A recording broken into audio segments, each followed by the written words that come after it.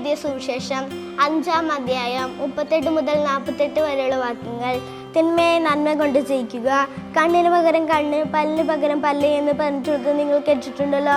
എന്നാൽ ഞാൻ നിങ്ങളോട് പറയുന്നു, ദുഷ്ടനെ എതിർക്കരുത്. വലത്തു കരണത്തടിക്കുന്നവന് മറ്റേ കാരണം കൂടി കാണിച്ചു കൊടുക്കുക. നിന്നോട് വിവരിച്ച നിന്റെ ഉടുപ്പ് കരസ്ഥമാക്കാൻ ഉദ്യമിക്കുന്നവന് മേലങ്കി കൊടി കൊടുക്കുക. 1 മൈൽ ദൂരം പോകാൻ നിന്നെ നിർബന്ധിക്കുന്നവനോട് കൂടെ 2 മൈൽ ദൂരം പോകുക. ചോദിക്കുന്നവന് കൊടുക്കുക.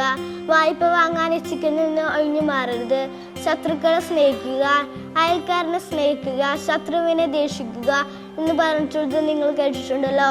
എന്നാൽ ഞാൻ നിങ്ങളോട് പറയുന്നു, ശത്രുക്കളെ സ്നേഹിക്കുവിൻ, നിങ്ങളെ പീഡിപ്പിക്കുന്നവർക്ക് വേണ്ടി പ്രാർത്ഥിക്കുവിൻ. അങ്ങനെ നിങ്ങൾ നിങ്ങളുടെ സ്വർഗസ്നായ പിതാവിൻ്റെ മക്കളായി തീരും.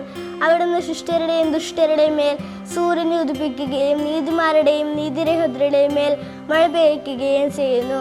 നിങ്ങളെ സ്നേഹിക്കുന്നവരെ നിങ്ങൾ സ്നേഹിച്ചാൽ നിങ്ങൾക്ക് എന്ത് പ്രതിഫലമാണ് ലഭിക്കുക? ചുങ്കക്കാർ പോലും അത് തന്നെ ചെയ്യുന്നില്ലേ?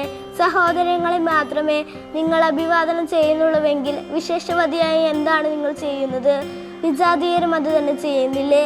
അതുകൊണ്ട് നിങ്ങളുടെ സ്വർഗസ്വനായ പിതാവ് പരിപൂർണനായിരിക്കുന്ന പോലെ നിങ്ങളും പരിപൂർണനായിരിക്കുവിൻ. നമുക്ക് പ്രാർത്ഥിക്കാം. എൻ്റെ ഈശോയെ, സഹോദരങ്ങളിൽ അങ്ങയെ ദർശിക്കാൻ എന്നെ പഠിപ്പിക്കണമേ.